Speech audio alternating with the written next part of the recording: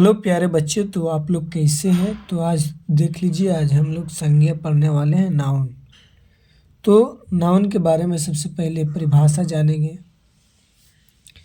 परिभाषा के बाद उसके बाद नाउन के एग्जाम्पल के बारे में जानेंगे। एग्जाम्पल के बाद संज्ञा के भेद, जो 5 भेद होता है उसके बारे में जानेंगे। उसके सभी भेदों का परिभाषा के बारे में जानेंगे और सभी भेदों के एग्जाम्पल के बारे में भी जानेंगे। तो चलिए शुरू करते हैं, आप लोग बने रहिएगा। तो सबसे पहले संज्ञा के बारे में जानते हैं। संज्ञा कहते हैं किसको? संज्ञा कहते हैं किसको? तो दुनिया में कोई भी वस्तु जिसका नाम हो, जिसका कुछ न कुछ नाम हो, वह संज्ञा कहलाता है। दुनिया की सभी वस्तु संज्ञा है, चाहे वो पेड़ हो, चाहे पौधा हो, चाहे जो भी हो, जिसका जो नाम है वह संज्ञा कहलाती है। संज्ञा को इंग्लिश में नाउन कहते हैं। तो नाउन को परिभाषा जानते हैं कि किसी भी वस्तु, स्थान, किसी भी वस्तु, स्थान, व्यक्ति, जानवर आदि के नाम को, भाव के नाम को संज्ञा कहते हैं।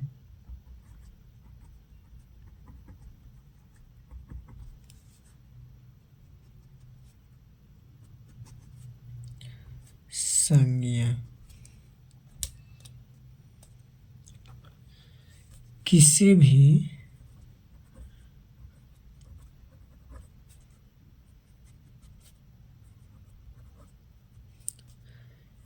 व्यक्ति,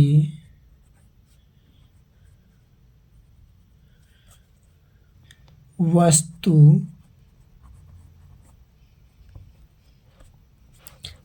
स्थान, जानवर,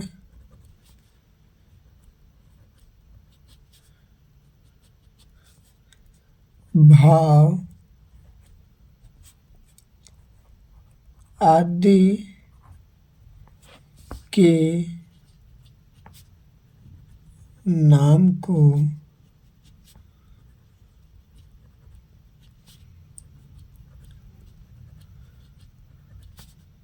संज्ञा कहते हैं।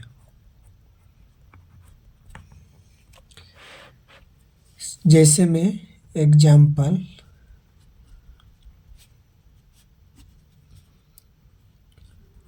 हिमालय,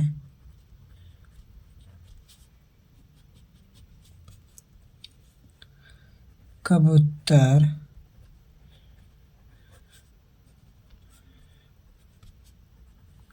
कलम, etc।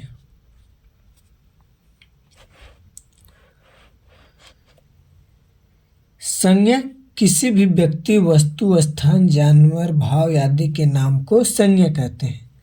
संज्ञा कहते हैं जैसे में हिमालय, कबूतर, कलम, etc। संज्ञा के टोटल 5 भेद होते हैं। संज्ञा के कुल कितने भेद होते हैं? संज्ञा के कुल 5 भेद होते हैं, जिसमें सबसे पहला व्यक्तिवाचक संज्ञा,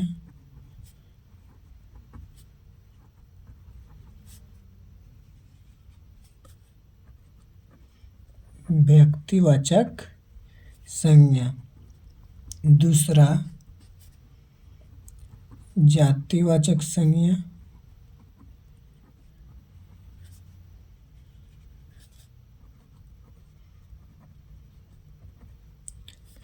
तीसरा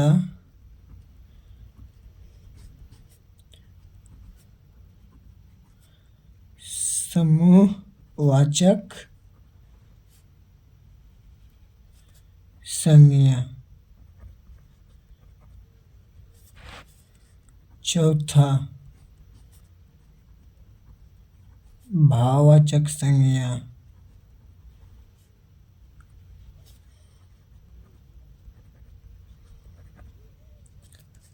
पचमा द्रव्यवाचक संज्ञा।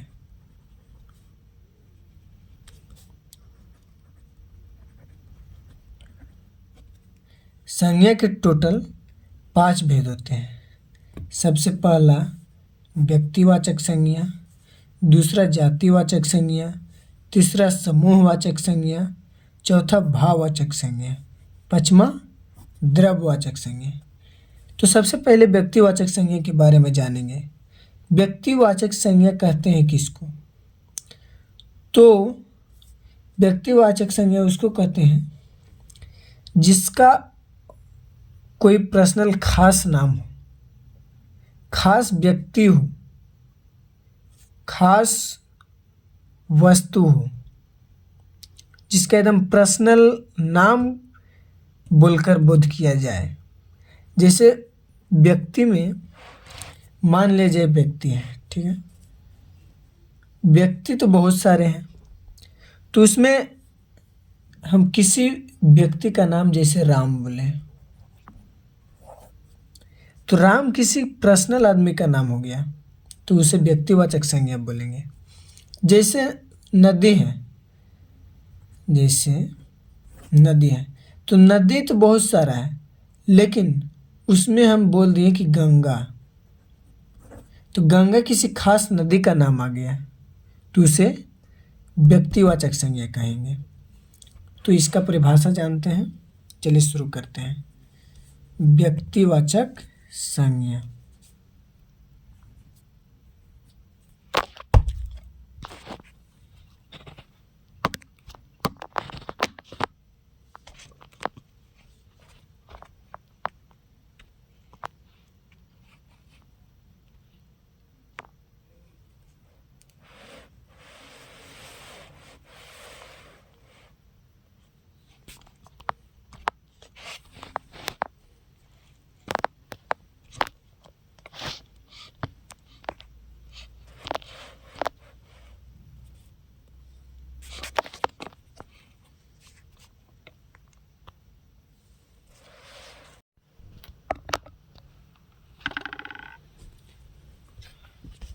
तो चलिए अब जानते हैं व्यक्तिवाचक संज्ञा के परिभाषा के बारे में।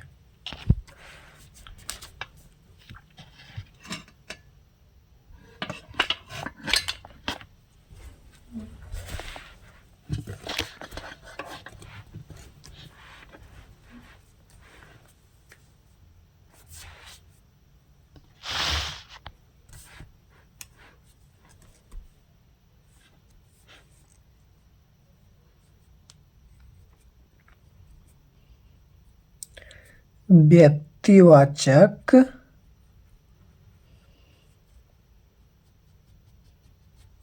संज्ञा।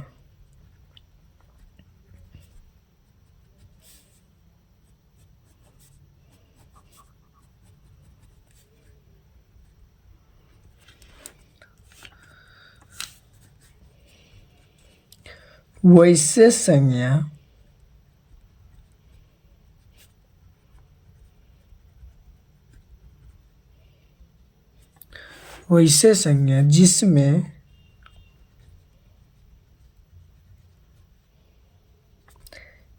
किसी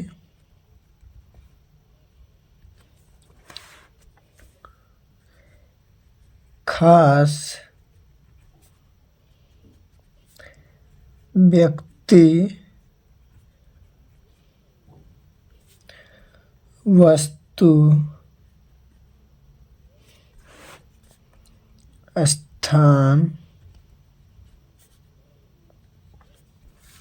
के नाम को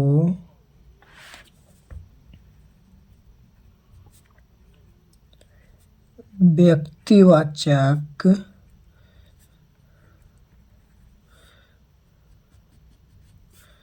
संज्ञा कहते हैं। जैसे में हिमालय।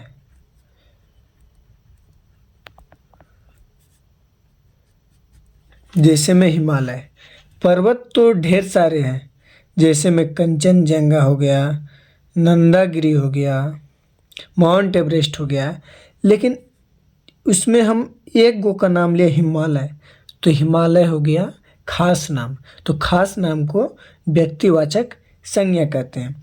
जैसे में नदी ढेर सारा, लेकिन हम नाम लेते हैं गंगा, तो गंगा हो गया व्यक्तिवाचक संज्ञा। जैसे पुरुष तो ढेर सारा है, लेकिन नाम लेते हैं हम राम, तो व्यक्तिवाचक संज्ञा हो गई। जैसे में लड़की बहुत सारा है, लेकिन उसमें नाम लिए हम अंजलि, तो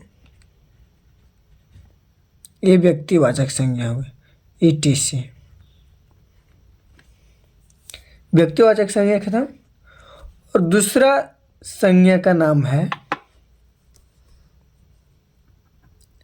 जातिवाचक संज्ञा। तो जातिवाचक संज्ञा किसको कहते हैं?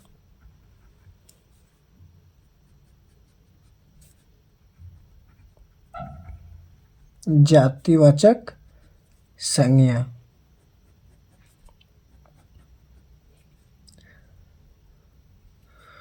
वैसी संज्ञा जिसमें किसी जाति का बोध हो, वैसी संज्ञा जिसमें किसी जाति का बोध होता है, उसे जातिवाचक संज्ञा कहते हैं।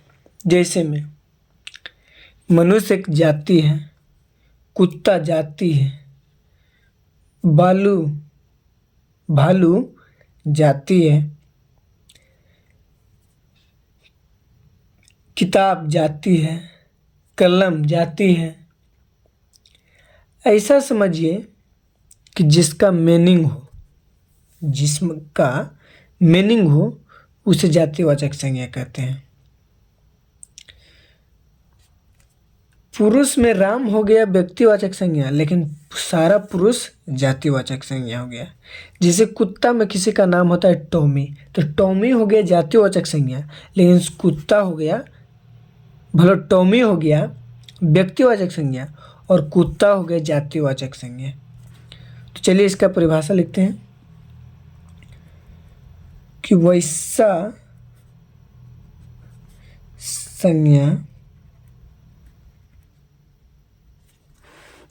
संज्ञा जिसमें किसी वस्तु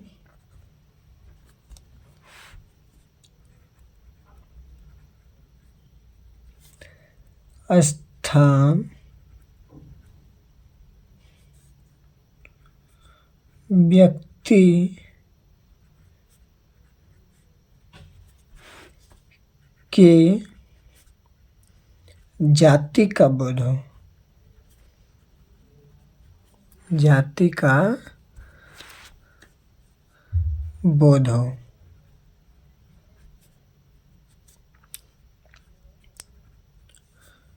उसे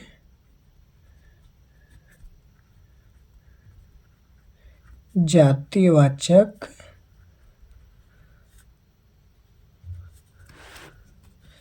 संज्ञा कहते हैं।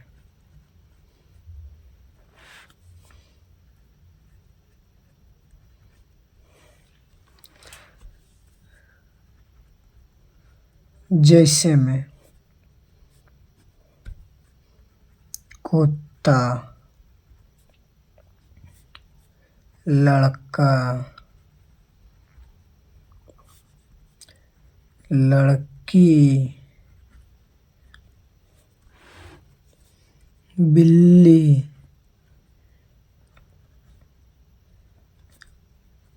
ETC।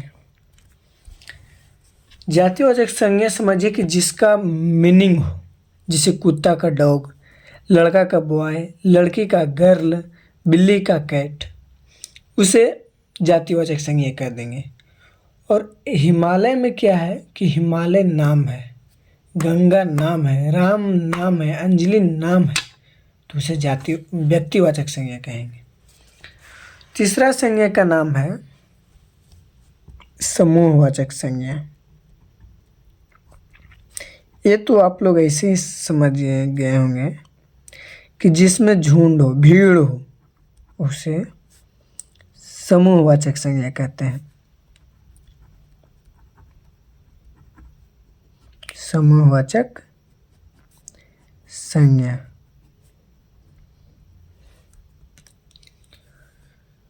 वे संज्ञा जिसमें किसी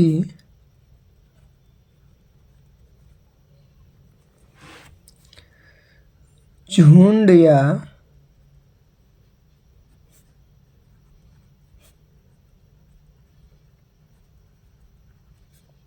समुदाय का बोध हो।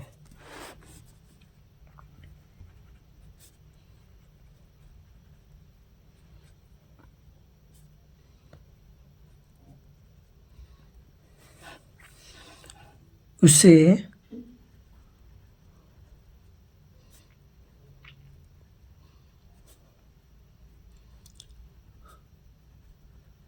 समूहवाचक संज्ञा कहते हैं।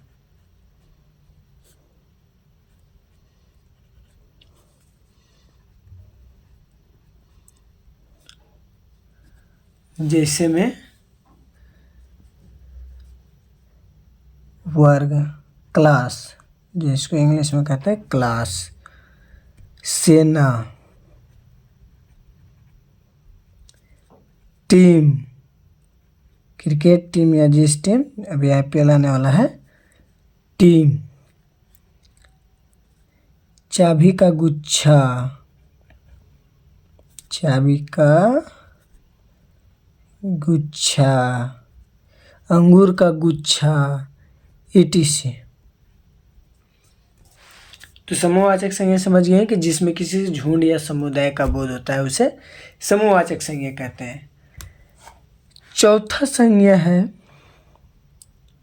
भाववाचक संज्ञा। सबसे इम्पोर्टेंट संज्ञा यही है, भाववाचक संज्ञा। इसको समझना जरूरी है।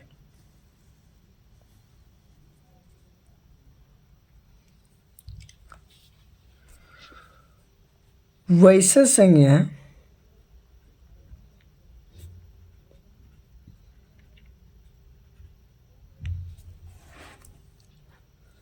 जिसमें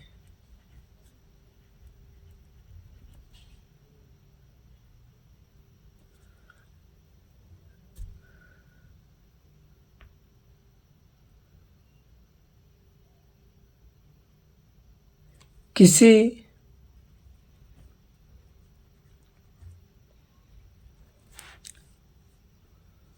वस्तु को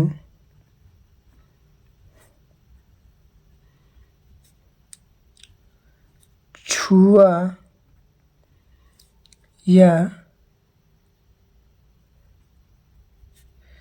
देखा नहीं जा सकता,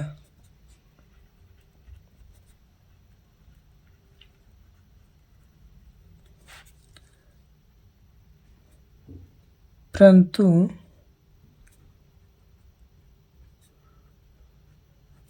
महसूस किया जा सकता है,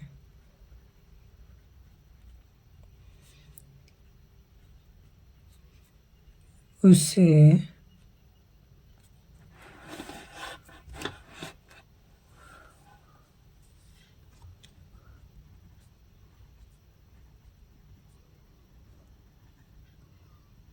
भाववाचक संज्ञा कहते हैं।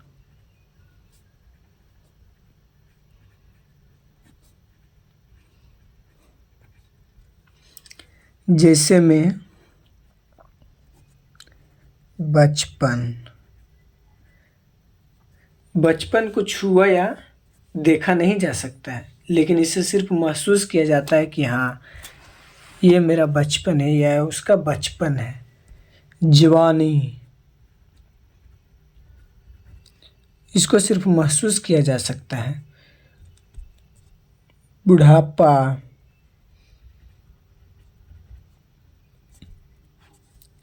लड़कपन,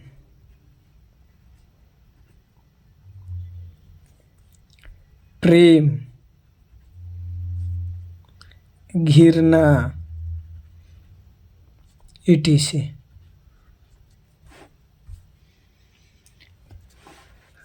तो ये था हमारा चौथा भाववाचक संज्ञा, ये भी खत्म हो गया। और पांचवा संज्ञा का नाम है द्रव्यवाचक संज्ञा।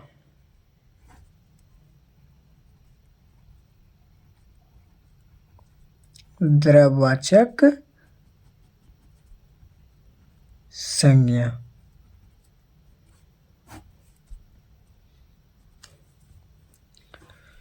वे संज्ञा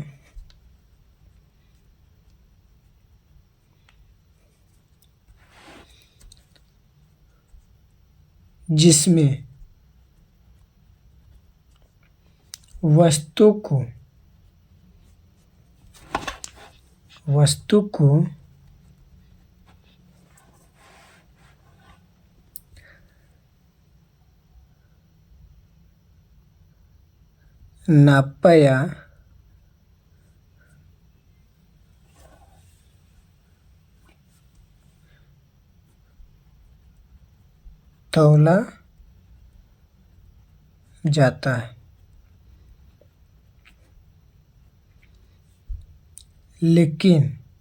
है, लेकिन गिना नहीं जा सकता।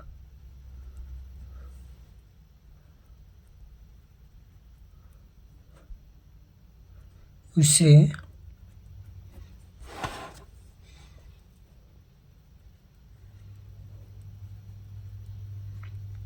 द्रव्यवाचक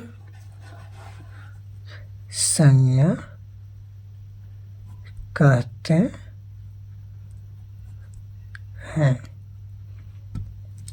वे संज्ञा जिसमें वस्तु को नापा या तौला जाता है लेकिन गिना नहीं जा सकता है। इसे एक दो करके गिन नहीं सकते, लेकिन नाप सकते हैं। लीटर में नाप सकते हैं, केजी में नाप सकते हैं, लंबाई में नाप सकते हैं। जैसे में हो गया तेल। तेल को हम गिन नहीं सकते, लेकिन माप या तौल सकते हैं। पानी, दूध, चावल, घी, दाल, etc। तो आज का मेरा संज्ञा के परिभाषा, उसके भेद, ये सभी खत्म हो गए।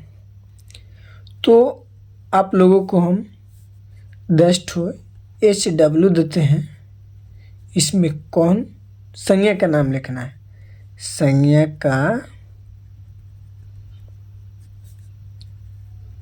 का नाम लिखें।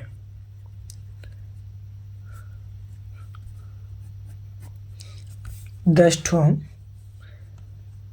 वस्तु का नाम लिख देते हैं। इसके बगल में लिखना है संज्ञा का नाम।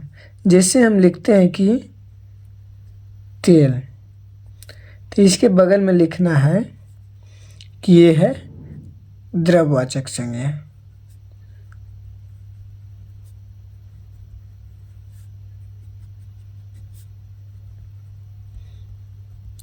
इस तरह से आपको सभी बनाना है। तो हम देते हैं 10 ठो।